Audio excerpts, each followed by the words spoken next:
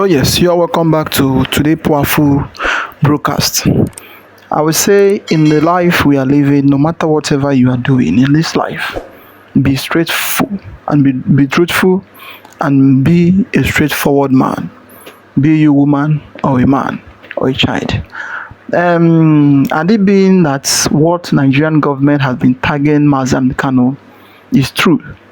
I don't know where Mazi would have been by now. At least by now they would have killed him or they would have do something else to him.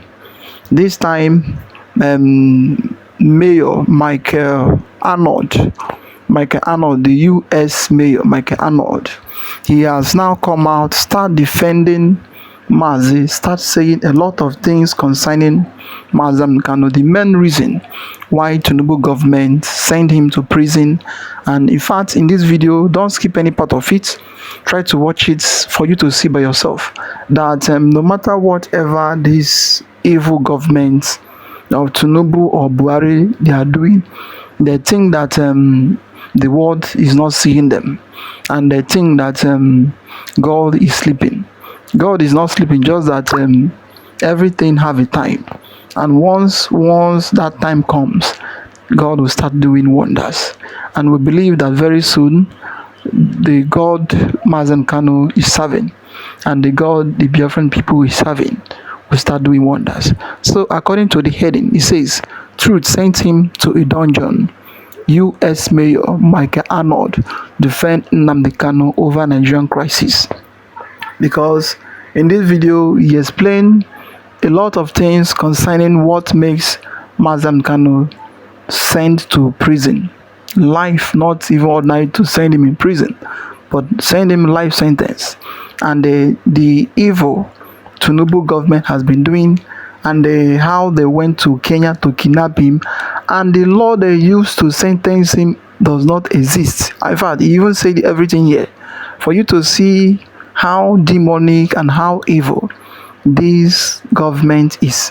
That is why Mazi is saying a lot of things concerning Nigeria. When he was talking about it, people would think that it's because of that he hates the government or he hates the country. No, it's because of that he's saying the truth, and that same truth will definitely save him. And that is why you have not seen any country anywhere tag Mazem Kano or his group a terrorist. So I was about to watch, like, subscribe, and make sure you share it. Let others see what is really happening in Nigeria. IPOB pay you? Are they paying you to do this? Because that's the answer many want to, I'm separating it from the issue of Biafran separation. That's not my interest in talking about this whatsoever. But it is an indictment of the tyrannical lawlessness of this administration. Here's the facts. First of all, even Nigerian courts have said the branding of IPOB as a terrorist group is bogus. There was never any due process. It was just a proclamation, and there's no evidence to support it. The United States doesn't accept that. I don't believe any country outside of the cadre in Abuja actually believe that it's a terrorist group. They did that. No other country has prescribed IPOB apart from Nigerian government. Far, though. And so it's, first of all, it's clearly an effort to silence them. Second, Nnamdi Kanu carries a British passport as well. He's a British citizen as well as a Nigerian citizen. He was broadcasting from London. Never once, and it was challenged in court over and over again, there was never once any act of violence that was traced to any word that he spoke. Not once. There's not one act of violence that they can say came about as what he said. He spoke on foreign soil. And then he went to Kenya, does not have an extradition treaty with Nigeria. He was abducted, tortured, and illegally rendered to Nigeria. The Kenyan government said it was illegal, and they protested. The international community has protested. So, they come up with a bogus label of terrorist that nobody agrees with. They grab him for saying words on foreign soil that were not traced to any violence, and then they illegally render him back. They put him on trial under a law that had been repealed. His attorney kept saying, Your Honor, what is the law? Show me the law. What are you being prosecuting for? It does not exist. There is no law under which he was prosecuted. The old law, there was no continuation clause. There was zero legal basis for his prosecution. And then he was found guilty of what? Violating what? Simply offending the government is what he. No, they said most of the things he said ignited violence and led to the death of never proved it. Security agencies and individuals and But there's no law. That is called tyranny. When you can grab somebody out of another land and you can condemn them for words they said that you don't agree with, even though they're not against the law, and you can sentence that person to life in prison and transfer them to Sokoto, 700 miles from the people that were feeding them, taking care of them, 700 miles from the appeals court. Sokoto, it's throwing them in a dungeon. They grabbed a guy because they didn't like his words with no law, with no legal basis. They illegally grabbed him, a foreign citizen on foreign soil, and they throw him in a dungeon in Sokoto. That's tyranny. I don't care what tribe he's in. I don't care what he was advocating. That's tyranny. That's evil. And it's an indictment of this government. The fact that he's still in prison illegally is tyranny. That is tyranny. There is no legal justification for it. They never made the case. They never showed what law they were prosecuting. The government didn't like him, and they threw him in a dungeon, just like they did with the Israeli filmmakers. Why do you think the government may not have liked him? Because many would say, some people who believe in him call him the prophet of their time, because most of the things he warned about the massacre of the people of Nigeria are today, the reality of most of these indigenous Nigerians. But so many would say that, is there anything he actually did speak about that hasn't come true? So what exactly is his crime? But why do you think the Nigerian government did not like him enough to ensure that he was duly persecuted? Well, I'll talk about it in terms of physics. There's no such thing as darkness. It doesn't exist. It's the absence of light. They operate in darkness. They're evil people operating in darkness, and he was shining the light. He was speaking the truth, but they say he was just teaching history. He was just pointing out the obvious about the Constitution, about the founding of Nigeria, about the whole British machinery that they put in motion. That's what he was doing. And that's a threat to the powers that be, because it's the truth. And they can't stand the truth. They can't live in the light because they are children of darkness.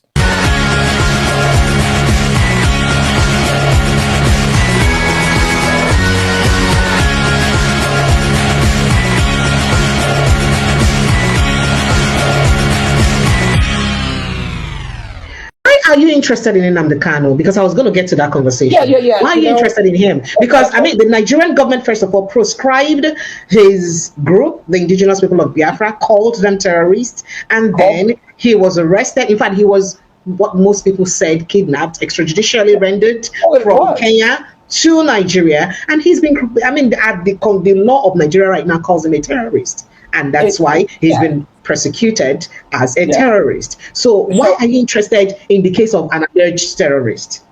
That's what many would say. Did the IPOB pay you? Are they paying you to do this? Because that's the answer many want to, to get. And I'm separating it from the issue of Biafran separation. That's not my interest in talking about this whatsoever. But it is an indictment of the tyrannical lawlessness of this administration.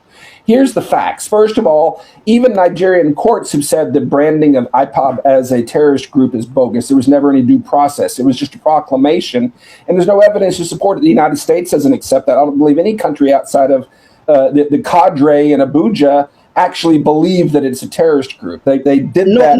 No other country has prescribed IPOB apart from Nigerian government so far. It's first of all, it's clearly an effort to silence them. Second, Nnamdi Kanu carries a British passport as well. He's a British citizen as well as a Nigerian citizen. He was broadcasting from London, and he was saying, people say, I'm just saying what he said. I've never studied what he said, but he obviously read the history too, and he wasn't afraid to talk about it. He was talking about history. And yes, he said some things that I don't agree with at all, but I'm not in his shoes. But the fact is, never once, and it was challenged in court over and over again, there was never once any act of violence that is traced to any word that he spoke. Not once. There's not one act of violence that they can say came about as what he said. He spoke on foreign soil. And then he went to Kenya, does not have an extradition treaty with Nigeria. He was abducted, tortured, and illegally rendered to Nigeria. The Kenyan government said it was illegal, and they protested. The international community has protested. So they come up with a bogus label of terrorist that nobody agrees with. They grab him for saying words on foreign soil that were not traced to any violence, and then they illegally render him back. They put him on trial under a law that had been repealed. His attorney kept saying, Your Honor, what is the law? Show me the law. What are you being prosecuting for? It does not exist. There is no law under which he was prosecuted. The old law, there was no continuation clause. There was zero legal basis for his prosecution. And then he was found guilty of what? Violating what? Simply offending the government is what he... No, they said most of the things he said ignited violence and led to the death of never proved it. Security agencies and individuals and arsonists. No, that is called tyranny.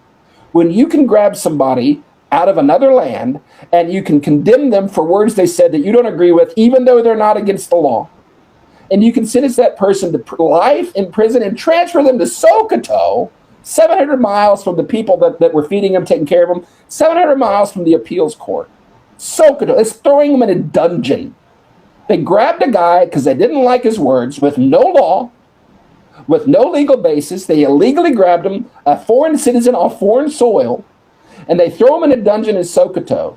That's tyranny. I don't care what tribe he's in. I don't care what he was advocating. That's tyranny. That's evil. And it's an indictment of this government. The fact that he's still in prison illegally is tyranny. That is tyranny. There is no legal justification for it. They never made the case. They never showed what law they were prosecuting. The government didn't like him, and they threw him in a dungeon, just like they did with the Israeli filmmakers. Why do you think the government may not have liked him? Because many would say, some people who believe in him call him the prophet of their time, because most of the things he warned about the massacre of the people of Nigeria are today, the reality of most of these indigenous Nigerians. But so many would say that, is there anything he actually did speak about that hasn't come true? So what exactly is his crime? But why do you think the Nigerian government did not like him enough to ensure that he was duly persecuted? Well, I'll talk about it in terms of physics. There's no such thing as darkness. It doesn't exist. It's the absence of light. They operate in darkness. They're evil people operating in darkness, and he was shining the light. He was speaking the truth. That, again, people say I say a lot of the same things. I never studied what he said. I couldn't recognize his voice if I heard a recording of him. I've never read any of his writings. But they say he was just teaching history. He was just pointing out the obvious about the Constitution, about the founding of Nigeria, about the whole British machinery that they put in motion. That's what he was doing. And that's a threat to the powers that be, because it's the truth. And they can't stand the truth. They can't live in the light because they are children of darkness. So you think that the only grounds the Nigerian government, remember, we're talking about two administrations so far. The Muhammad Buhari's administration, yes, one party, you're right, Nigerian politics. Yeah, the Muhammad Buhari administration arrested him. They were responsible for that. Helped Buhari get in office. Why do you think the political party APC was, so you think it's just because he's saying the truth and that's it? Yeah, why does that truth hurt so much to the administrations, these two administrations? There's a reason they banned the teaching of history for 15 years. Because the truth will set you free. There's truth, and they don't want the people to be free. They want people to believe the lie. Why you're looking that up? He's a British citizen. Why do you think the UK was silent? The United Kingdom was quiet? He was exposing them as well. The UK, look, I'm going to say something that I don't think you've ever seen a white man say before. I don't believe there's been a more evil empire in the history of the world than the British Empire. Let me repeat that. Make I repeat for pidgin English, men Nigerians here. You say you don't believe, say it don't dare any empire will do evil past British Empire for the whole world. That's what you're saying? Correct. Yeah. If you look at how they did things, how do you think a little island off of Europe where it's rainy all the time became the most rich and powerful, biggest empire in the history of the world? It wasn't by being nice. It was by being brutal and by extracting That's what they did. A lot of good came through it. What man intends for evil, God will use for good. A lot of technology, a lot of development, a lot of what we would call civilization. Certainly, the missionaries that were able to go through that, they often fought against the British bureaucrats. They went in spite of it. A lot of good came through it, no doubt about it. But the residue, the leftover, and their actions were purely evil and purely self-serving. They had not a benevolent bone in their body. It was only about take, take, take, take, take. And if you look at all the places where the only reason they had this independence sweep in the 50s and 60s, it was simply downsizing. Look, we can keep getting these resources without having to administer if we just prop them up and let them do the administration, and we can keep looting them. And so it was a strategic downsizing, but they left it. They chained together everywhere they went. They'd find the most opposite cultures and chain them together and say, "You're a country now. Good luck." And everywhere India, Pakistan, for example, they were incompatible. There's no way they could ever coexist, and it cost 1 million lives to get them separated. How can the Christian, English-speaking, forward-thinking, entrepreneurial, unruly South ever have any unity with the Sharia law, cut your head off, North? It's impossible, and that's why the British chained them together. So they would always fight, always fail, and they could keep extracting. And that's just the way it was. Tell me why else they would have merged the two and let the administrator's girlfriend pick a name out of thin air and say, "You're a country now, good luck. And we're giving you control to the North, by the way. Good luck." So you believe, share that opinion that Nigeria is not supposed to be one country after all? No, I'm just saying the history. That's the fact of the history. What Nigeria goes forward, I think.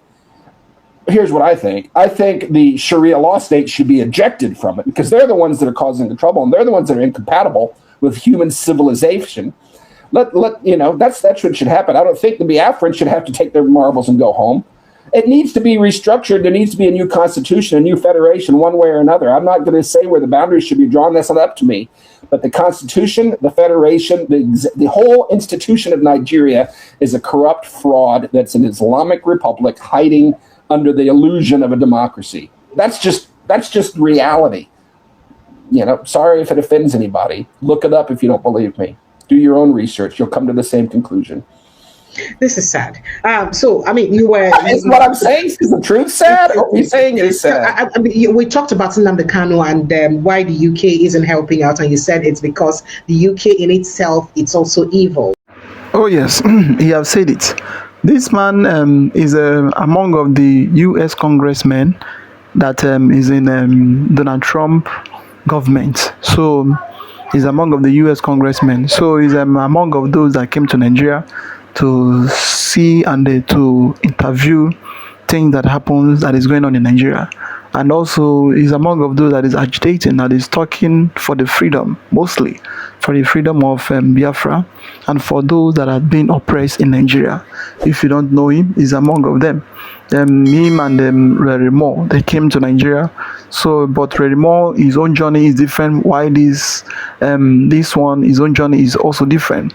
But they are seeing Nigeria in a different two-dimension ways. But him is saying the truth. That if you look around very well, you see that Nigeria, they fall into this democracy, delusion of democracy, and they get into it and they stand in it and be doing evil. And then we talk about the darkness. The country is full of darkness. And the only person that is light, that want to shine light to every of them, let every of them understand that they need to have a light in Nigeria. That is the only person that they now cage and put him into a dungeon, into a prison. So that is what is there. And it is good that the international body, they are seeing everything and they know everything that is going on in Nigeria.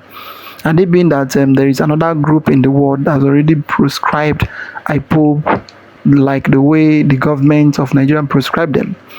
Every day they would have been hearing news this and that. But still, they have not any group in the country, in the world, that has come out to say IPOB is a terrorist, IPOB is this or that, like the way they used to talk about the Fulani Hismen, the bandits, the Mighty Allah, the cattle breeder, and the rest of them.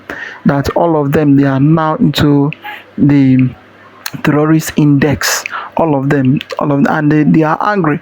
And a country where a Fulani Hismen, cattle breeder, Mighty Allah, and many of their group, they are into the index of terrorists.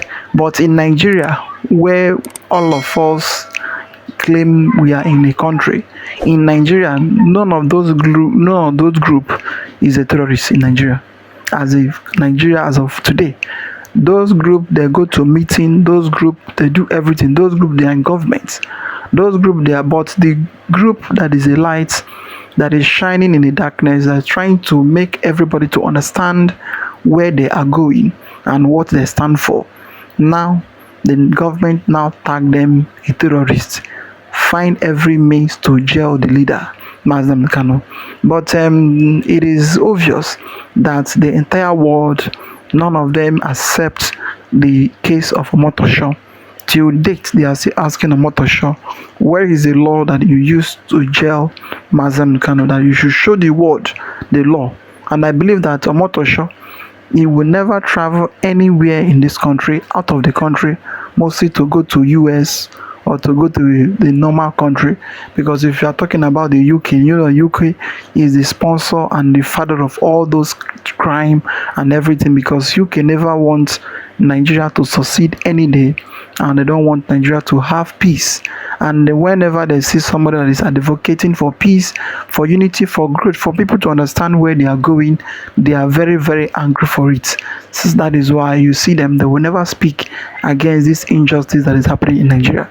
Well, I would like you to watch the video where the government, now, they are now threatening to shut down Nigeria internet. It's a very shocking news. Just don't skip any part of it for you to see the type of country we are living into. Sometimes we don't know if we can still call it a country, or we can just call it a geographical area where people gather and stays. That is it. Nigeria is a debt country, so what is a nation? It shouldn't be a threat. We've owing a lot. Just read yesterday about why the power sector is having issues. It still boils down to debt. The truth about it is that it's quite unfortunate where we found ourselves, and I don't really know what this administration is doing. All the more concern is all about 2027, and a lot of things are going haywire in the whole of the nation. It's going to be a very national disgrace if our satellite is being shut down. It's going to be a terrible national disgrace. And I think that this agency in charge of managing our satellite, I'm trying to recall their name. These are the people who need to seek audience with the federal government with immediate effect. How much is $11.4 million? One person among all of them that has been stealing Nigerian money can easily pay it. The money they took from MFLA, they can use it to pay that. A lot of people, the money they took from Desiani, they can use it to pay up the debt. And these are corruption, because you know that you're supposed to be paying annually to sustain the satellite, but people keep trying to siphon Nigerian money just in the name of corruption, just in the name of to drive the best car, to build houses here and there, to gavelan, to always fly private jets here and there, and they call you big boys at the expense of the citizens of this country, at the expense of education, at the expense of our health, at the expense of giving quality services, talking about the health system, talking about the educational system, talking about the kind of students and graduates that we are bringing out this time around in the society. You can imagine a copper who came to handle beavers machine in an election, could not even speak a good English. So I wonder how he wasn't even able to communicate. So these are issues because of the government giving the citizens a neighboring environment. So the debt is a national embarrassment. One crude oil could sort out all this matter. One vessel or two vessels can sort out $11 million. These are money Yahoo boys will just sit down in one club and just blow it under 1 month, and that is it. So this is a national disgrace, and the federal government has to look into some of these matters and treat it as as quick as possible, so that this national disgrace does not befall Nigeria. Definitely, well said, Mr. Sacramento. Now, in 2003, Nigerian introduced the first satellite, and it was meant to monitor surveillance, monitor tracking, ensure that there is no disaster in the environment in Nigeria, and which failed. Then in 2007, we have the Nigeria introducing the first satellite communication, which equally failed due to power failure, a lot of issues with the power sector. But in 2011, with the help of China, or a Chinese company, under strict how should I put it, kind of insurance, strict insurance, the Chinese company promised Nigerians that they were going to help Nigerians with the satellite communication to ensure that we don't have power failure and all these failures with communication. But still, since then, Nigerians have been servicing this debt, or Nigerians have been owing different companies in China. But this particular company now has come out to say that if Nigerian is unable to pay them the debt, that they are going to shut down our satellite communication. So I just want to know now, Mr. Ladimeji, what are the implications here? Thank you very much for that question, Ifeoma. But first, let us put this into perspective, that Nigeria is not owing China as a nation. There is a company in China, domesticated in China, called Chinese Great Wall Industry Corporation, and that is the organization that assisted Nigeria to build that satellite that we call the NiConsat 1. Yes. Yeah, that is the satellite that we are talking about right now, and this accumulation, comrade, has been over 7 years. The debt that we're talking about is an accumulation of over 7 years, and the CGWIC had been warning, and I've been telling, pay up, but Nigeria, you know, for who we are, response have not come. For that reason, they gave ultimatum of 30 days to Nigerian government to pay up or give a guarantee, or they shut down. Now, the context for that consequence here is that, look, before I even go to the context, it may interest you, Ify, that we own that satellite, but we do not control it. It's not regulated. We don't control it. We don't. The operational management that we have here in in Nigeria, in Abuja, there has been down. I mean, the down tools. Now they are now leaving, even though the Chinese company is the one who manages maintenance and services of the orbital satellite. They are now also including in that service management, operational management. So Nigeria do not have control over this. And in consequence that you asked for, we are going to be having issues like our military and defense will be vulnerable. Some broadcasting stations will be vulnerable. You know, there may be some companies that will say, I mean, some broadcasting stations maybe will be affected and they would go down and they won't be able to broadcast. These are the consequences that we are having, unfortunately. And well, let me leave that. It's quite damaging. Now, coming to you, Mr. Sacramento, we've had this time of digital era, the 24th century, and we're still having issues with our technology and our satellite communication. Is it that Nigeria is not ready to move into the trajectory of digitalized economy, or do we still remain as far back as 1990s? It is integrity and corruption. Lack of integrity, corruption is the problem. You understand? You see, it is not all about creating offices. It's about being intentional about those offices you're creating. Yeah. Niger Sat, what did you call it? Niger Sat, yes. NiConsat, yes, exactly. Now, our satellite has failed 3 times before when we launched it. It failed 3 times then before the last one, and I think that was how when China came in to now manage the satellite. And you know, there is a lot of huge sum of money for you to launch. I know it took President Olusegun Obasanjo a lot to launch, that orbiter then into for us to be having perfect communications. But we are still crawling.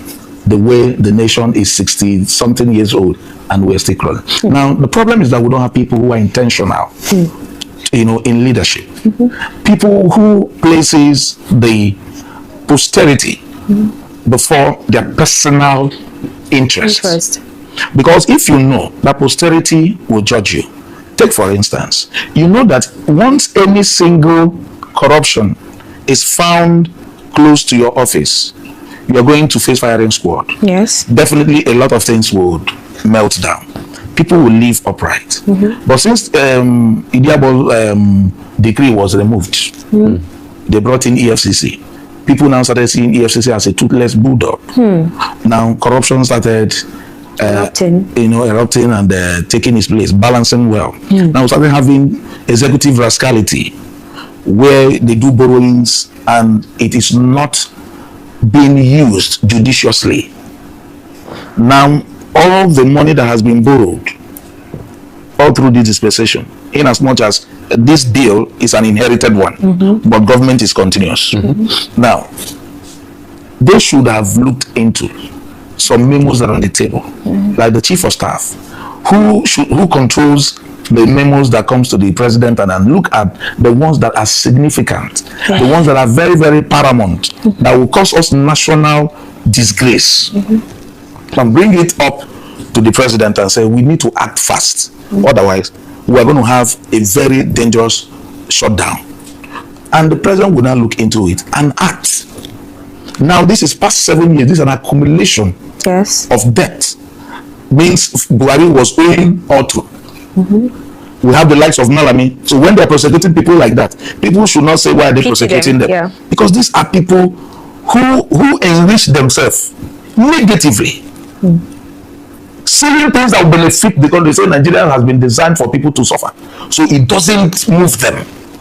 They don't feel people's impulse. The way some good governors within the southeastern regions are feeling their people's impulse.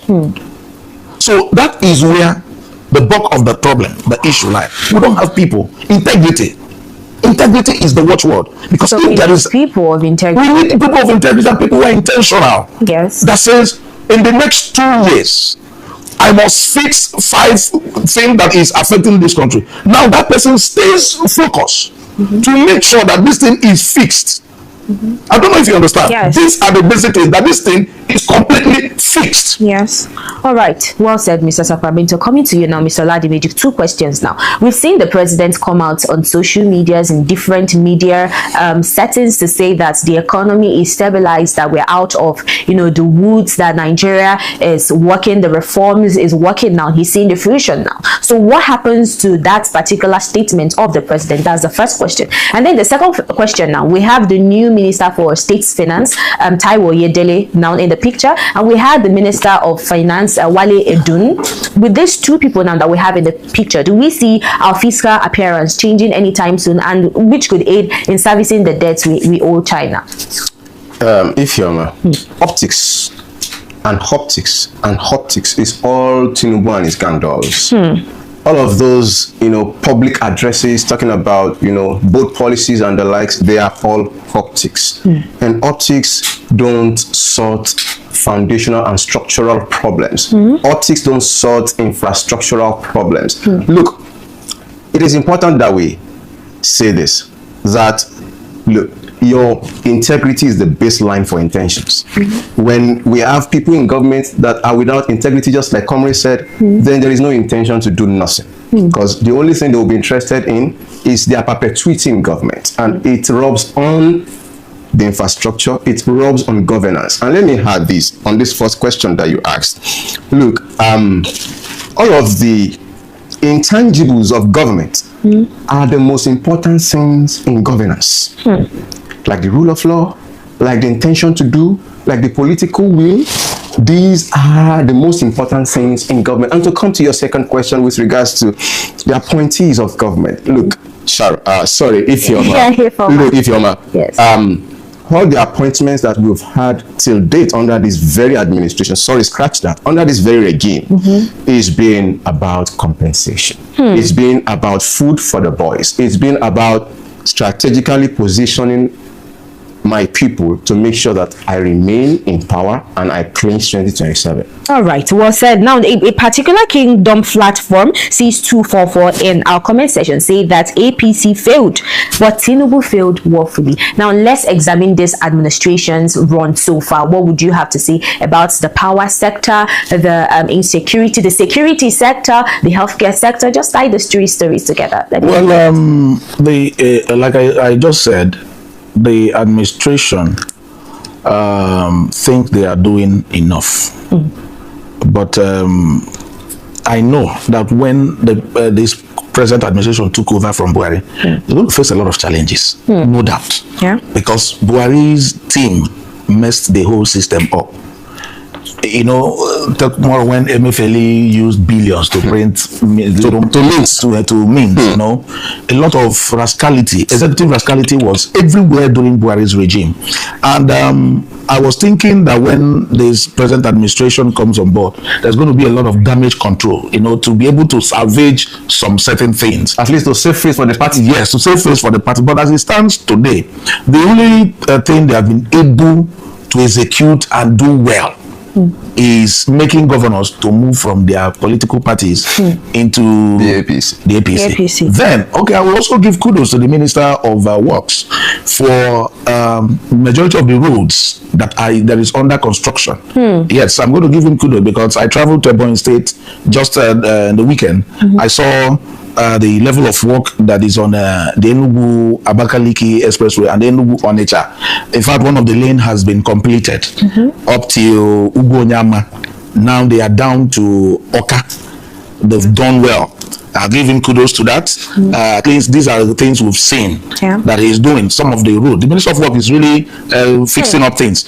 In Abuja, I have seen the works from Benue. Work is effectively going. I guess a lot of people have contrary opinion. No, I'm saying, you know, you asked the question. Yes, I will say what I have seen. Yes. It doesn't mean that when you now score the whole of the administration, you will now give them A. No, there are still people who are doing what they need to do. The other day we were here when the Minister of Interior visited immigration to change a long time policy of keeping people unnecessarily. So you're saying now that the Minister of Work, Dave Umahi, is working? Yes, he's doing his work. Okay, Mr. Saladimeji. He's doing his work it doesn't mean he doesn't have his bad side. Okay. I'm not coming to his bad side. Okay. I'm talking about doing what he is paid to do. All right, Mr. Ladi. Oh yes, that is what is there, starting from the beginning to the end.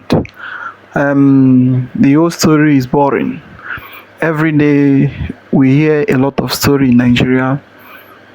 Every day, there is no day you wake up you will not hear one boring story or another, because of the type of government we are having. Already, according to what they say, the other guy said that the British, the Korean master, they has already designed Nigeria for Nigeria never to work, for the citizen to be suffering, for the people to be suffering every day. So that is why they can do anything they want to do without considering if the people will survive or if they will not survive. They are just there for their selfish interest. That is what they are there for. Imagine it would be a very national embarrassment that a nation like Nigeria, according to them, giant of Africa, the most black country in the world, and in fact the most growing economy, according to what Tinubu used to say, and everything that's just like that. The China telecom and the China internet world will just disrupt everything concerning about internet in their country, and it will affect them. It will affect everything in Nigeria. It will affect everything entirely, because it is only through internet you can access your phone, you can access your TV, your radio. In fact, a lot of things it is through internet, and now that internet, they want to shut it down. They're now giving them 30 days for that internet to be shut down. Then if they did not pay the money, it will result to another thing. We are waiting and we are seeing it. We are seeing everything, how everything is going in the country. We pray for a change. We pray for a new change. And this government at the end, they will now come out and be telling us that they are doing well, they are doing well, they are doing well. We don't even see they are good, and we don't even know what they are doing for. That is how it is. Well, I would like to hear your comment down below. What do you think about the whole thing that is going on in the country? Like, subscribe, and make sure you share it. Let others see what is happening. We say thank you for watching.